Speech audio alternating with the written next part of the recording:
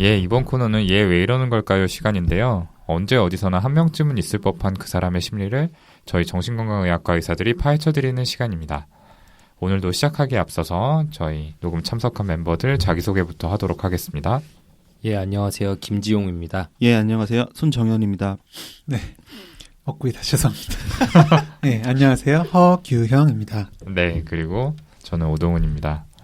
허규형 선생님 또 뭐 드시고 계셨어요? 게임하면서. 아니요. 게임하면서 먹진 않았고. 네. 그래도 되게 예의 바르게 마이크에서 입을 멀리 떼고 과자를 씹어 먹는 모습이 되게. 네. 육아에 바빠서 식사를 못하고 다니신다. 그래요? 아까 들어오기 전에 삼각김밥을 3개쯤 드시는 것 같았는데. 다 같이 드셨는데 왜 저한테만 그러시는지. 지금 아까 산 다이제도 거의 절반 이상. 그러게요. 그러게 사실 삼각김밥 제가 2개 먹고 싶었는데 허경 선생님이 3개 먹어가지고 제가 하나 먹었어요. 여기 있어요. 아까 치즈불닭 아, 너 3개 먹었어? 먹기 싫어서 안 먹은 거잖아요. 아, 이거 허경 선생님 이따 드실 거잖아요. 아니에요. 아, 그 참치 마요네즈 제가 되게 눈독 들이고 있었는데 참치마요는 내가 먹었던 것 같은데. 제가 참치 마요 2개 샀거든요. 아, 진짜? 하나 먹은 거야. 아, 그랬나? 하여튼 제가 뭐 돈가스 먹었던 기억은 있습니다. 몇 개 먹긴 했네요. 네. 아무튼 뭐 요즘 따라 저희 인트로가 계속 아노미로 흘러가고 있는데 제가 너무 힘들어서 먹는 걸로 좀 풀다 보니까. 네, 아무튼 시작부터 비난해서 죄송하고요. 잡담 너무 길어지면 안 되니까 본격적으로 방송 시작해 보도록 하겠습니다. 네, 방송 시작에 앞서서 저희가 콘텐츠 펀딩을 계속 광고 드리고 있죠. 모금을 하고 있는데요. 모금된 돈은 전액 한국자살예방협회에 기부될 예정이고요. 그 2만 원 이상 기부하신 분께는 저희가 내년 1월 출간을 목표로 만들고 있는 도서를 증정할 예정입니다. 책 한 권 살 돈으로 좋은 일에 기부까지 한다 생각하시면 좋지 않을까 싶고요. 자몽.co.kr 들어가시면 기부하실 수 있습니다. 많이들 참여해 주세요. 네, 사실 지금까지도 많은 분들께서 도움을 주셨는데요. 다시 한번 감사의 말씀을 드립니다. 그리고 앞으로도 많은 참여 좀 부탁드리도록 하겠습니다. 그러면 이제 사연 소개해 드려야 될 텐데요. 오늘은 사연 요정의 단짝, 우성 요정, 교수 요정, 허규영 선생님께 소개를 좀 부탁드리도록 하겠습니다.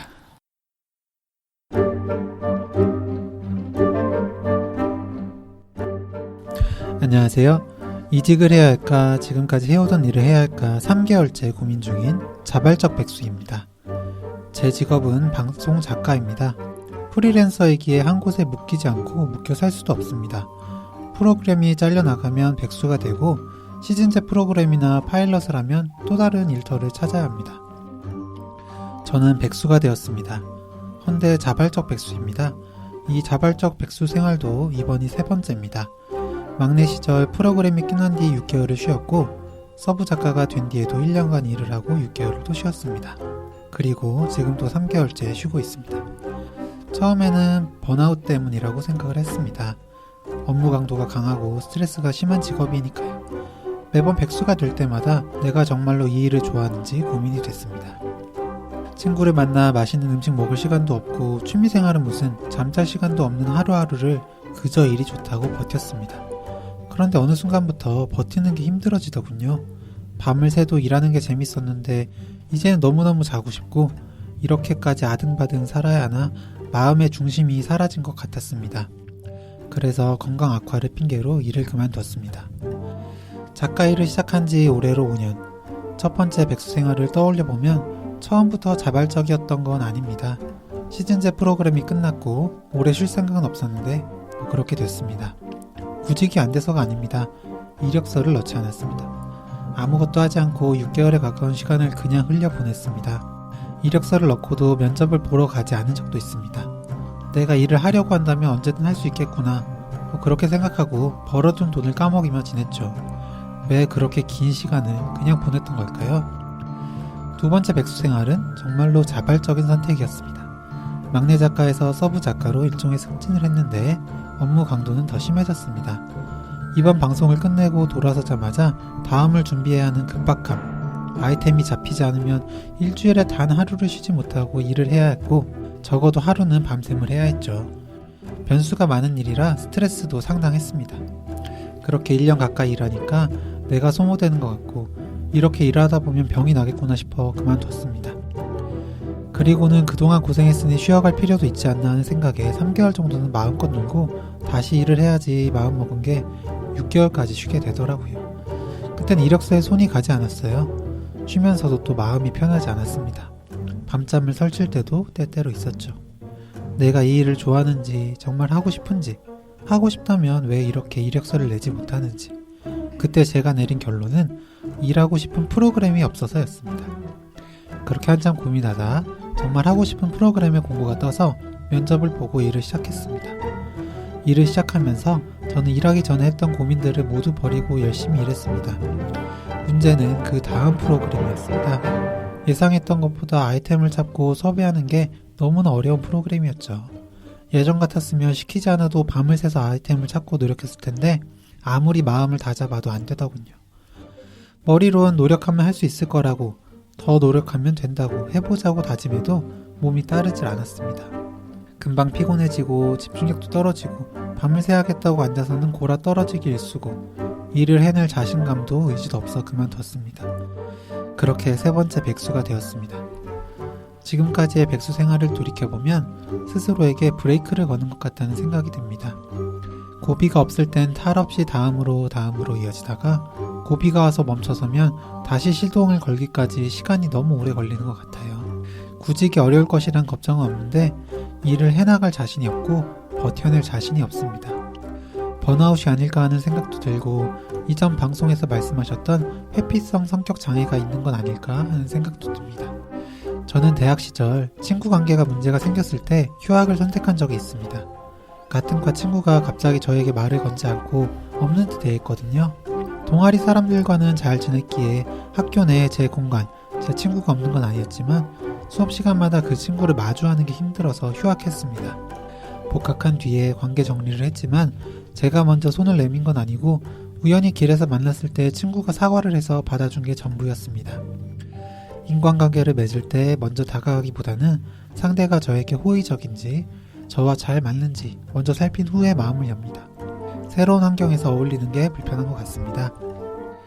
제 이런 성향이 자발적 백수 생활이 길어지는 원인 중 하나일 수 있을까요? 그렇다면 어떻게 이 성향을 긍정적인 방향으로 바꿀 수 있을까요? 또 혹시 번아웃 증후군이라면 어떻게 해야 벗어날 수 있을까요? 앞으로 살아가면서 스스로에게 브레이크를 거는 일은 없었으면 브레이크를 걸더라도 침착하게 시동을 걸 수 있게 되기를 바라거든요.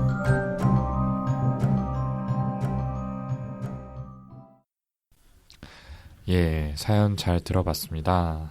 자발적 백수라는 표현이 좀 인상적인 사연이었는데요. 우선 이렇게 자세한 사연 보내주신 S님께 다시 한번 감사하다는 말씀을 전합니다. 선생님들 다들 들으시면서 좀 어떤 생각들이 드셨나요? 네, 지금은 많이 못 보지만 예전에는 제가 TV 정말 열심히 봤어요. 특히 예능은 빠지지 않고 다 봤었는데 정말 방송 하나 만드는데 고생을 진짜 많이 하시는구나 이런 생각이 먼저 들었네요. 예전에 그 사세라고 그들이 사는 세상 드라마 예, 저도 봤어요. 보셨죠? 예. 그 드라마에 이제 방송 작가나 PD들이 밤을 새면서 일하는 장면이 되게 많이 나오잖아요. 그 장면이 떠오르기도 했고요. 또 작가라 그러신지 브레이크 그리고 시동으로 삶을 표현하신 게 좀 인상 깊었네요. 저는 그 라디오를 출퇴근길에 많이 듣고 있는데 그 매일매일 전혀 새로운 내용들로 2시간짜리 방송들이 만들어지는 게 참 신기하다, 대단하다 생각을 자주 하거든요. 그 왜 뭔가 이렇게 엄청 신기하고 대단한 전자제품 같은 게 새로 나오면 왜 막 또 공돌이 갈아서 만들었네 뭐 이런 농담들 하잖아요. 저는 이번 사연 읽고 나서 이 방송 프로그램이라는 게 작가분들 갈아서 만드는구나 그런 생각이 들었습니다. 네. 요즘 일자리 구하는 게 보통 어려운 게 아닌데 지금 자발적인 백수로 몇 달 동안 지내신다고 하는 거 보면 그 일이 정말 얼마나 힘들었던 건가 싶기도 하고요. 네.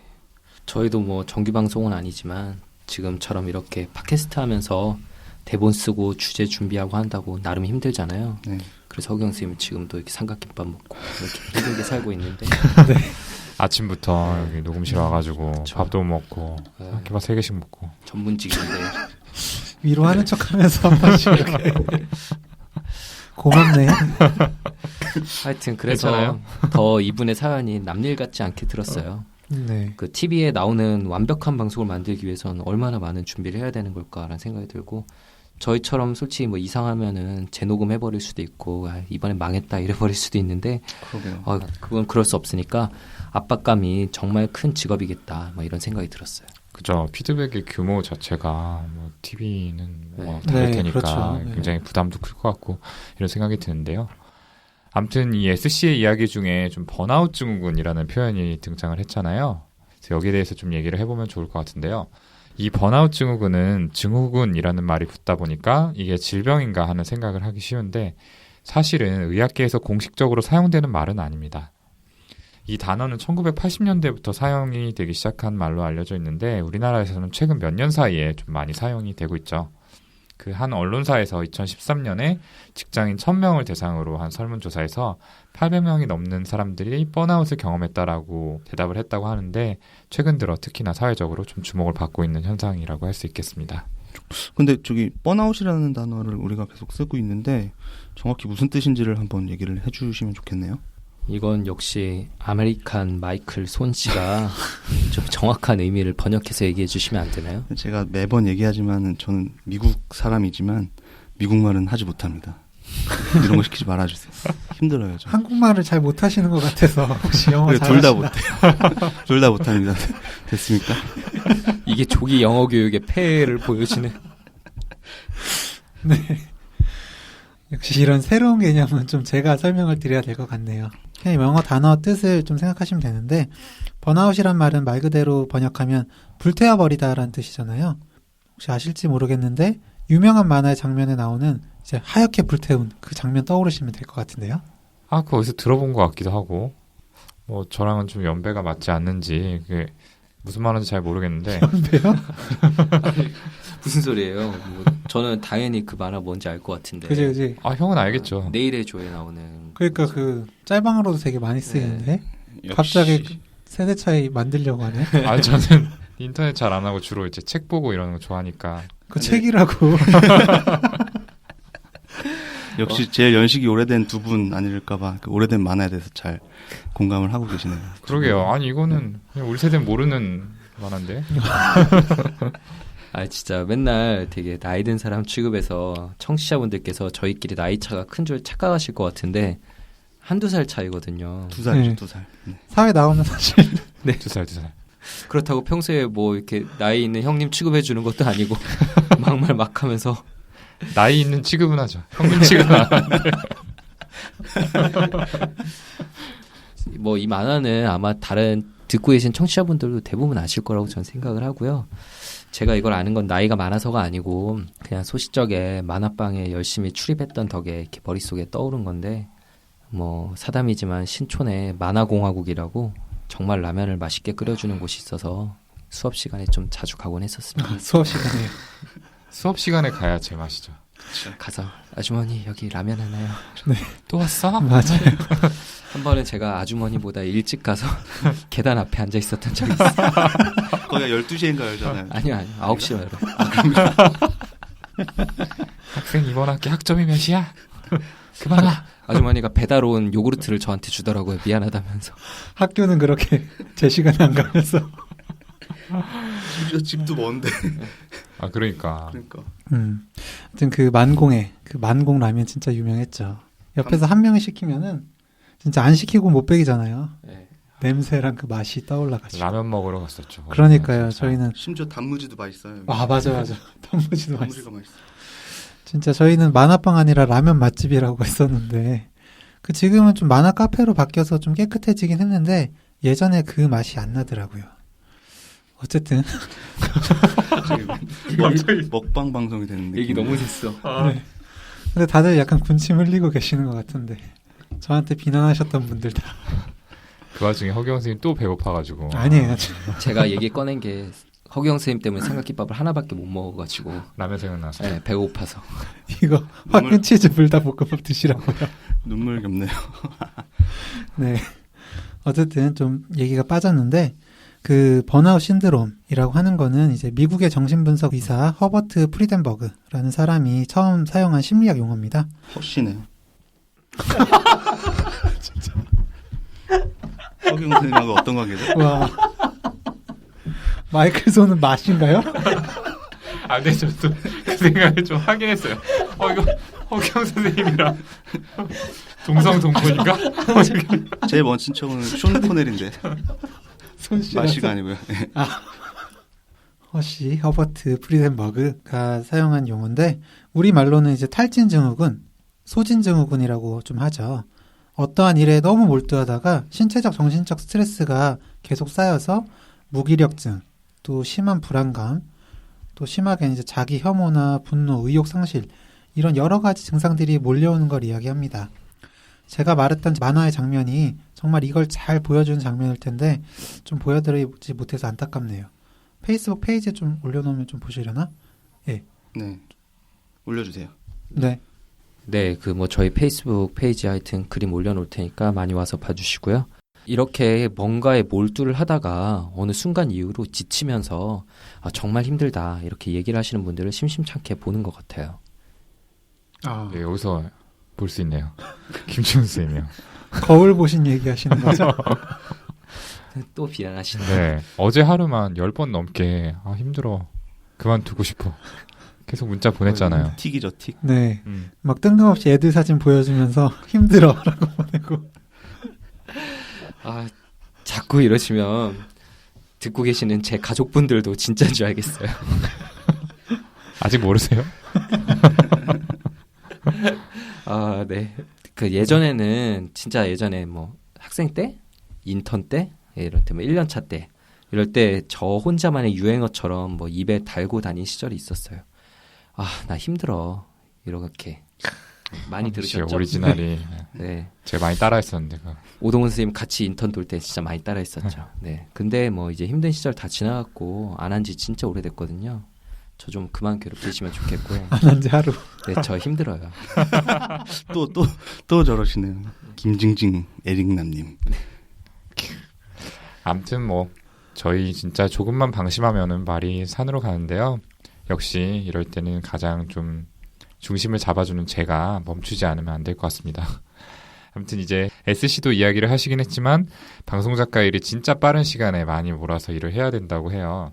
그래서 매주 한 편씩 나가는 방송이라면은 사실은 계속 주중에도 아이템을 찾고 구성하고 촬영해야 되고 이런 일들이 계속 되는 거잖아요. 그렇죠. 근데 이런 것들 중에 한 번이라도 펑크가 나면은 다른 거를 급히 끌어다 써야 되는데 이럴 때 정말 막막할 때가 많겠죠. 이 에너지를 쏟아붓고 또 하나가 끝나서 좀 쉬려고 하면은 바로 다음 것 해야 되고 이런 걸 생각해 보면은 참 소진되기 쉬운 일이다 이런 생각이 좀 드네요. 네, 그 제 친구 중에도 지금 방송국 예능국 PD를 하고 있는 친구가 있는데 지금은 프로그램 끝나서 좀 쉬고 있고요, 이분처럼. 근데 이 친구가 누구처럼 징징대는 성격이 전혀 아닌데 몇 년째 진짜 너무 많이 힘들다는 말을 계속 하고 있거든요. 자칫하면은 펑크 날 수 있다는 그런 긴장감도 있고. 계속해서 재밌고 새로운 아이템 그리고 출연진을 찾아서 섭외를 해서 촬영을 해서 결과물을 내야 되고 그 결과물이 좀이라도 별로다 싶으면 바로 인터넷으로 악플들을 막 뜨고 시청률도 계속 이제 나오니까 스트레스가 심하다고 하더라고요. 그렇겠죠. 네네. 근데 그건 그렇고 그 친구가 사실 저희 내부자들 초기부터 자기가 들어봤는데 좀 자극적인 거 해라, 지루하다, 재미없다 그런 식으로 계속 디스를 했거든요. 근데 이 방송이야말로 얼마 전에 종영 때 보니까 시청률 바닥이고 아주 노잼이었다고 꼭 이 자리를 빌어서 말해주고 싶습니다. 복귀를 할 수 있을지 모르겠어요. 완전 사신방송 지금. 저는 재밌게 봤고요. 그 방송이요? 네. 정현이 빼고 저희 좀 섭외해 주셨으면 좋겠습니다. 나중에 하실 때. 저는 항상 평소에 얘기를 건너들었긴 하지만 존경해오고 있었습니다. 어떻게 그렇게 방송을 잘 만드실 수가 있는지. 공중파 방송 한번 타보시려고 다들 아주 그냥 노력하시네. 근데 이거 얘기하다 보니까 사실 지금 저희들도 좀 비슷하지 않아요? 팟캐스트 순위 오르면 다들 막 기분 좋고 업됐다가 좀 순위 내려가면 또 쫄쫄 타면서 막 서로 비판하고. 지용 형은 막 새벽에도 계속 일하라고 막 카톡 올리고 푸시하고. 그러니까요. 막 4시 반 새벽에 지금 글 올렸으니까 보고 답장 안 한다고 막 마음 상하고. 완전 무서워요, 진짜. 무서워요. 뭐 순위에 가장 예민하신 오동훈 선생님 때문에 저도 많이 이렇게 좀 쫄쫄 타면서 일을 할 수밖에 없는데 뭐 어쨌든 지금 선생님들이 말하는 정도까지는 아니지만 그래도 저희 뭐 순위 오를 때는 또 기분 좋고 그것보다 더 큰 거는 사실 나름대로 저희가 정말 열심히 준비했는데 뭐 방송 때문에 도움을 많이 받았다. 특히 이제 방송 듣고 그동안 계속 미뤄왔는데 용기를 내서 정신과에 처음으로 가봤다. 이런 피드백을 네. 받으면 저희 되게 뿌듯하잖아요. 맞아요. 이 메일로 네, 그런 그렇죠. 얘기 하시면 정말 그렇죠. 그럴 때 솟는 긍정적 에너지로 좀 버티고 있는 것 같고 근데 사실 저 이번 주 들어서는 저희가 좀 번아웃이 된 것 같다 이런 느낌을 많이 받기도 했거든요. 낮에도 많이 쓰러져서 잠들기도 하고 이랬는데 여기 계신 여러분들한테 좀 일하라고 잔소리하고 챙기는 게 정신적 에너지가 엄청 드는 일인 것 같아요. 네. 미안하네요. 청취자 여러분들, 저희 이제 우리 김지용 선생님이 번아웃 되지 않게 좀 많이 저희 방송 들어주세요. 주변에도 퍼뜨려 주시면 더 감사하겠습니다. 부탁드립니다. 그 방송 이야기를 하다 보니까 이야기가 좀 샜는데 이렇게 매주 마감이 닥쳐오는 방송 관련 일들도 그렇지만 사실 생각해보면은 다른 웬만한 일들은 다 마찬가지가 아닐까 해요. 거의 모든 일이 마감이라는 게 있고 그때까지 최대한 뭔가 만들거나 실적을 쌓거나 하기 위해서 무리해서 일을 하는 경우가 많잖아요. 진짜 옛날에는 학교 졸업만 하면 벼락치기나 뭐 이런 평가받고 그런 일 없을 줄 알았는데 진짜 평생이 평가의 연속인 것 같습니다. 또 우리나라는 OECD 국가 중에서 평균 근로시간이 가장 길다 보니까 번아웃이 될 가능성이 정말 많잖아요. 이렇게 무리해서 일을 많이 한 후에 정서적, 신체적으로 지치고 피곤하고 무기력하고 짜증이 늘어나는 이런 상태를 통틀어서 번아웃 신드롬이라고 이야기를 합니다. 저희가 번아웃 신드롬에 대한 체크리스트를 뭐 페이스북이나 뭐 플러스 친구 이런 데다 좀 올려놓을 테니까 청취자분들도 좀 한 번씩 해보세요. 네, 그리고 그 번아웃 증후군이 시작되는 걸 알 수 있는 몇 가지 지표가 있죠. 스트레스성 뇌 피로증이라고도 하는데요. 특징적으로 번아웃 신드롬에서는 수면의 질이 나빠지고 건망증도 심해지고 또 성격이 좀 변한 것처럼 짜증이 늘어난다고 합니다. 여기서 수면의 질이 나쁘다고 하는 건 우리가 일반적으로 말하는 불면증하고는 좀 차이가 있어서 실제로 잠을 잘 못 자기도 하지만은 잔 후에도 푹 못 잔 것 같다. 아침에 일어나도 여전히 피곤하다. 이런 얘기를 많이들 하시는 경우가 있습니다. 잠을 자기는 했는데 충분히 충전이 휴식이 되지를 못하는 거죠. 그리고 이제 자꾸 해야 될 일을 이렇게 잊어버리는 건망증도 생기는데 이거는 실제로 어떤 뇌 기능의 퇴행이 와서 생긴다기보다는 집중력이 떨어지면서 그 상황 기억을 못하는 거라 기억력 검사를 해보면 또 정상으로 나오기도 합니다. 마지막으로 그 감정 기복이 심해진다고 말씀드렸는데 사소한 일에도 짜증을 내거나 아니면 오히려 반대로 아무런 감정이 느껴지지 않는 상태가 되기도 합니다. 네, 지금 얘기 설명들 잘 해주셨는데 근데 이렇게 증상들을 듣고 보면 사실 우울증하고 어떻게 차이가 있는 건가 이런 생각이 들기도 하거든요. 네. 우울증에서도 뭐 특징적으로 기분이 가라앉거나 짜증이 많이 나는 증상이 있고 무기력하고 기억력도 저하되는 증상들이 있잖아요. 뭐 어떤 차이가 있는 거죠? 실제로도 번아웃 증후군에 대한 최근의 연구들을 살펴보면은 번아웃 증후군하고 우울증이 거의 90% 정도는 진단이 일치한다. 이런 결과가 있어요. 그만큼 두 가지를 구분하는 게 쉬운 일은 아닌데요. 다만 좀 중요한 차이가 있다면 번아웃 신드롬은 어쨌든 증상을 일으킨 원인이 뚜렷하게 있다는 거죠. 좀 다시 말해서 원인이 있기 때문에 그 원인을 해결하면 증상도 뭐 나아질 수 있다. 이런 의미가 좀 될 수도 있고요. 네, 그렇죠. 그 원인이 직업적 영역에 있는 경우에 우리가 이렇게 번아웃 증후군이다라고 부르는데 사실은 그 원인이라는 거를 해결하기가 좀 쉽지가 않잖아요. 이제 내가 하는 일이 과도하게 많아서 소진이 되는 거라고 하는데 실제로 일하다 보면은 뭐 실적 압박이라는 게 없을 수가 없죠. 근데 이런 때에 저는 지금 소진되기 직전이니까 일을 적게 하겠습니다. 이렇게 얘기를 하는 거는 좀 어렵겠죠. 네. 거의 뭐 불가능에 가깝다고 생각이 되고요.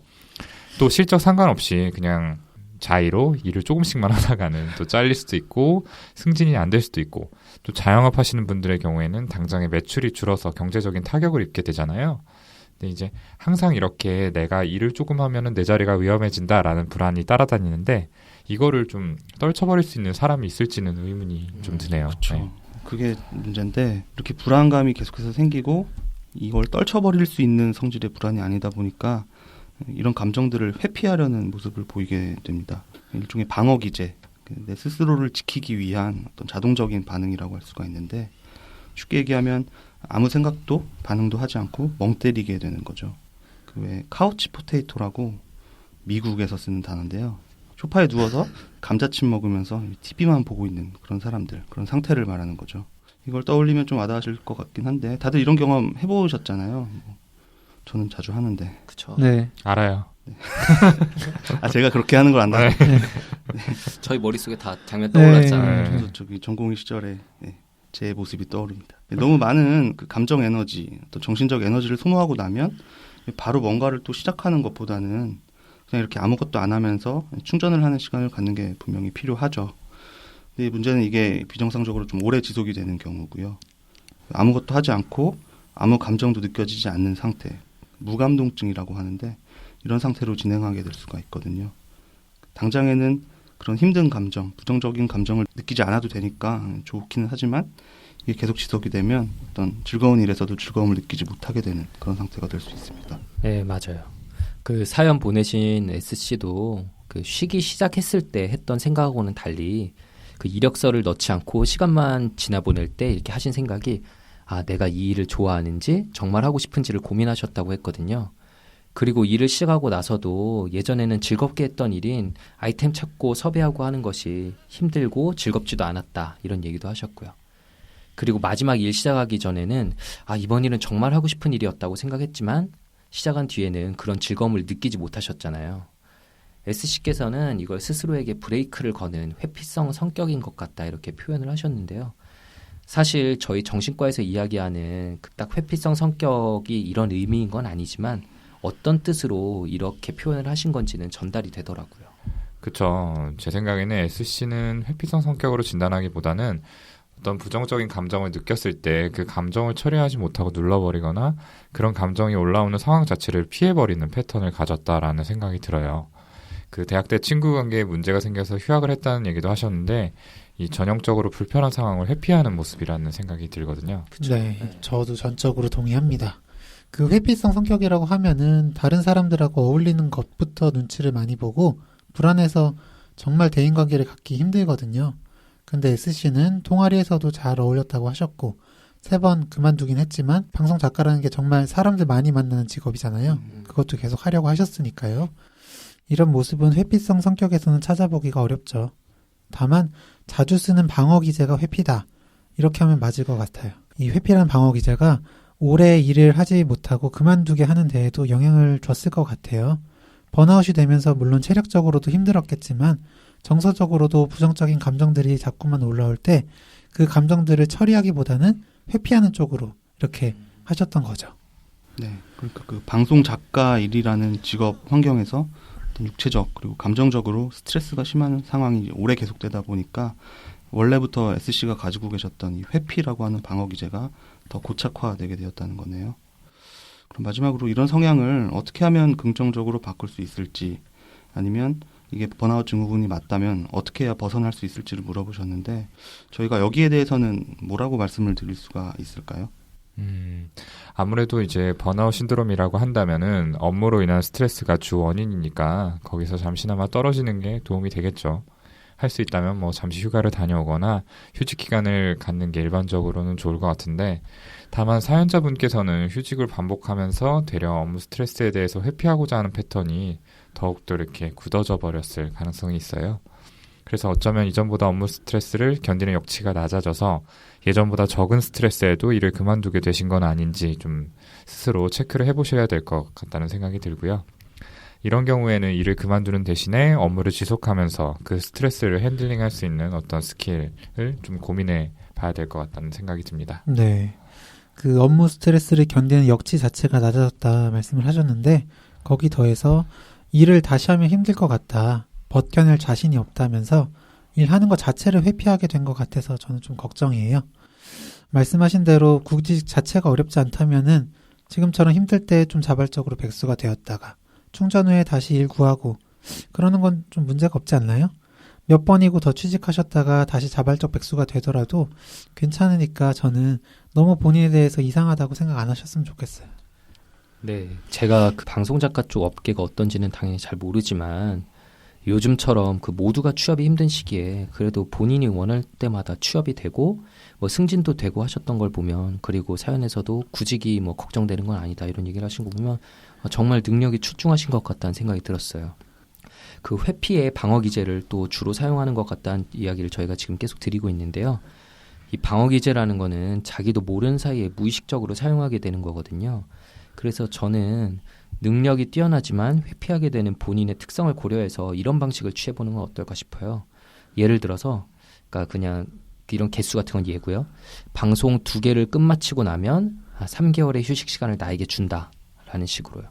이렇게 루틴을 정해놓고 거기에 따라서 하게 되면은 쉬게 될 때도 자기를 좀 비난하지 않고 좀 더 맘 편히 쉴 수 있을 거고, 일을 회피하고 싶어질 때도 조금만 더 참으면 쉬는 시간을 가지게 될 거니까 견뎌내는데 도움이 될 수 있지 않을까 이런 생각이 들었어요. 네, 이런 루틴이 가능하다면 정말 좀 도움이 될 것 같다는 생각이 드네요. 근데 지금 일단 이분이 몸과 마음 다 지치고 스트레스 역치가 많이 낮아져 있잖아요. 그래서 지금 상태에서는 좀 직업 외적인 부분에서부터 자기에 대한 효능감, 그리고 자기를 좀 컨트롤할 수 있는 느낌을 되찾을 수 있는 어떤 걸 좀 시작해 보시는 게 좋을 것 같다는 생각을 했습니다.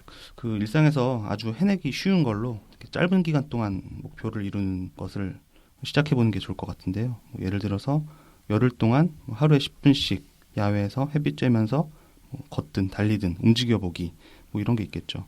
이런 아주 사소한 목표들부터 시작해서 뭔가를 달성해보는 연습을 반복을 해보시면 나중에 작가 업무에 복귀를 하셨을 때 이 번아웃 되지 않고 스트레스를 견뎌내시는데 조금이나마 좀 도움이 될 거라고 생각을 합니다. 네. 그리고 저는 S씨의 상태가 지금 단순히 번아웃인지 아니면 혹시 우울증은 아닌지도 좀 확인을 해보는 게 필요할 것 같아요. 아까 이야기한 것처럼 우울증하고 진단이 90%까지도 일치한다고 했었는데, 우울증이 맞다면 약물 치료나 인지행동 치료 같은 우울증의 일반적인 치료 방법이 도움이 될 수 있거든요. 네, 그렇죠. 이 우울증인데 번아웃 신드롬으로 잘못 진단을 하게 되면은 치료 시기를 놓쳐서 병이 악화되기도 합니다. 이 번아웃 신드롬을 겪고 계신 분들은 위에서 언급한 것처럼 휴가를 다녀오는 식으로 재충전을 하면은 어느 정도 회복이 되는 반면에, 우울증 환자분들은 일상적인 즐거움에도 흥미를 느끼지 못하기 때문에 여행 같은 게 큰 도움이 되지 않을 수도 있고, 되려 일을 쉬면서 무기력감이나 무가치감 같은 게 심해질 수도 있거든요. 그래서 저희가 위에서 체크리스트를 소개해드렸지만 사실은 번아웃 신드롬이라고 자가진단해서 확진하는 거는 조금 위험할 수도 있어요. 그래서 가장 중요한 거는 이런 증상이 있을 때 미루지 말고 치료자를 찾는 것이라고 저는 생각합니다. 네, 사실 저희가 올려놓을 거긴 한데 번아웃 체크리스트 보면은 내 얘기인데 하시는 분들이 대부분이시지 않을까 싶어요. 네, 단순히 해당만 되는 게 문제가 아니라 그 정도가 심해서 일상생활을 잘 그리 못하고 직업 생활에 지장이 왔다 일 경우에만 좀 해당되는 걸 거고요. 저는 마지막으로 드리고 싶은 말씀이 이제 주관적인 안정감이라고 해서 스스로가 느끼는 행복을 말하는데요. 이거는 유전적인 요인, 그리고 환경의 영향, 그리고 스스로 하는 행동으로 구성되어 있다고 해요. 그중에서 유전이 50%, 환경이 10%, 행동이 40%를 차지한다고 하는데, 가장 큰 유전적인 요인은 저희가 다시 태어나지 않는 한 바뀔 수 없는 거잖아요. 그리고 경제력이나 일 같은 환경의 영향은 10% 정도밖에 영향을 못 줘요. 즉 내가 바꿀 수 있는 행동적인 부분이 40%나 되고, 자기 자신의 스스로 행동을 어떻게 바꾸느냐에 따라서 얼마나 행복할 수 있는지가 결정이 된다는 거거든요. SC 스스로도 자신의 성향에 대해서 고민을 많이 해보셨는데, 저희가 오늘 드린 이야기를 참고해서 변화하고 움직여보려고 좀 노력을 해보세요. 처음에는 별다른 것 없이 느껴질더라도 나중에는 큰 변화가 올 수 있다고 생각을 합니다. 네, 이렇게 우리 소감까지 잘 들어봤고요. 첫 번째 사연 이걸로 좀 마무리 지을 텐데, 방송 끝내기 전에 우리 늘 하던 그 소개 3종 세트 소개 요청 손정현 선생님께 한번 부탁드릴게요. 예, 이메일 brainrich6@gmail.com brainrich 숫자 6@gmail.com으로 정신과에 관해서, 그리고 본인이나 주위 사람의 심리에 대해 궁금한 점, 고민되는 점 보내주시면 감사하겠습니다. 그리고 페이스북, 카카오톡 플러스 친구의 뇌부자들로 검색하시면 저희가 거기에 새로운 저희들의 소식이나 방송에서 미처 못다한 이야기들을 글로 올리고 있으니까 많이 친구 추가해서 읽어주시고 또 소감 달아주시면 감사하겠습니다. 네, 좋습니다. 이걸로 이번 시간은 마무리 짓고요. 저희는 얘 왜 이러는 걸까요? 두 번째 사연으로 다시 찾아뵙도록 하겠습니다. 감사합니다. 감사합니다.